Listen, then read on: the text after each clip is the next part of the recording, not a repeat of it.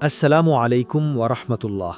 প্রিয় দর্শক, আপনি কি জানেন ইসলামে প্রতিবেশীর গুরুত্ব কতখানি?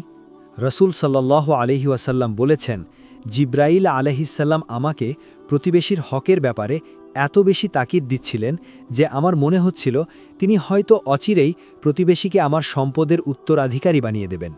চিন্তা করতে পারেন আপনার পাশের ঘরের মানুষটির অধিকার ইসলামে কতটা বিশাল। অথচ আজ আমরা অনেকেই জানি না আমাদের পাশের ফ্ল্যাটের মানুষটি কেমন আছে, খেয়ে আছে নাকি না খেয়ে আছে। শুরুতেই জানা দরকার প্রতিবেশী আসলে কারা। ইসলামে প্রতিবেশী শুধু আপনার পাশের দেয়ালের মানুষটিই নয়। রাসূল সাল্লাল্লাহু আলাইহি ওয়াসাল্লামের শিক্ষা অনুযায়ী আপনার বাড়ির ডানে, বামে, সামনে এবং পেছনে চারদিকে ৪০ ঘর পর্যন্ত সবাই আপনার প্রতিবেশী। এমনকি আপনার প্রতিবেশী যদি মুসলিম নাও হন, তবুও তার হক আদায় করা আপনার ঈমানি দায়িত্ব। রাসূল সাল্লাল্লাহু আলাইহি ওয়াসাল্লামের একটি হাদিস শুনলে আপনার গা শিউরে উঠবে। সহিহ বুখারী ও মুসলিমের বর্ণনায় এসেছে, রাসূল সাল্লাল্লাহু আলাইহি ওয়াসাল্লাম ৩ বার কসম খেয়ে বলেছেন, আল্লাহর কসম সে মুমিন নয়, আল্লাহর কসম সে মুমিন নয়, আল্লাহর কসম সে মুমিন নয়। সাহাবায়ে কেরাম জিজ্ঞেস করলেন, হে আল্লাহর রাসূল সাল্লাল্লাহু আলাইহি ওয়াসাল্লাম, কে সে ব্যক্তি? তিনি বললেন, যার অনিষ্ঠ বা অত্যাচার থেকে তার প্রতিবেশী নিরাপদ নয়। একটু ভেবে দেখুন তো প্রিয় ভাই ও বোন, আমাদের উচ্চস্বরে কথা বলা, টিভির আওয়াজ কিংবা ময়লা আবর্জনা ফেলার কারণে প্রতিবেশী কষ্ট পাচ্ছে না তো? যদি এমন হয় তবে আমাদের ঈমান নিয়েই প্রশ্ন থেকে যাচ্ছে। প্রতিবেশীর হক আদায় না করার পরিণাম কত ভয়াবহ হতে পারে তা নিয়ে একটি ঘটনা শোনা খুব জরুরি।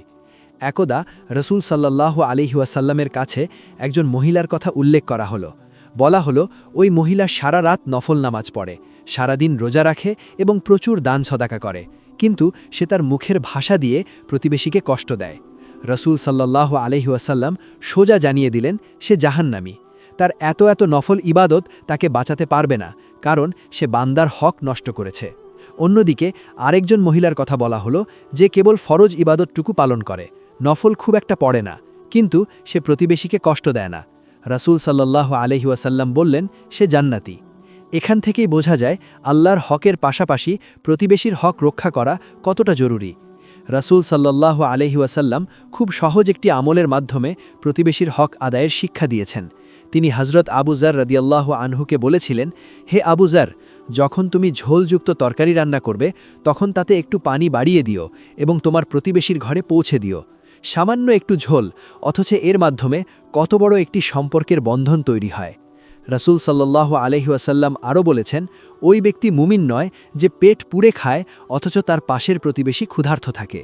তাই আসুন আজই আমরা নিয়ত করি আমাদের প্রতিবেশীর সাথে সম্পর্ক সুন্দর করব, তাদের বিপদে পাশে দাঁড়াবো, অসুস্থ হলে দেখতে যাব এবং মারা গেলে জানাজায় শরিক হব। ইনশাআল্লাহ আল্লাহ আমাদের সবাইকে একনিষ্ঠভাবে প্রতিবেশীর হক আদায় করার তৌফিক দান করুন। ভিডিওটি ভালো লাগলে লাইক দিন এবং শেয়ার করে অন্যকেও জানার সুযোগ করে দিন। আসসালামু আলাইকুম ওয়া রাহমাতুল্লাহ।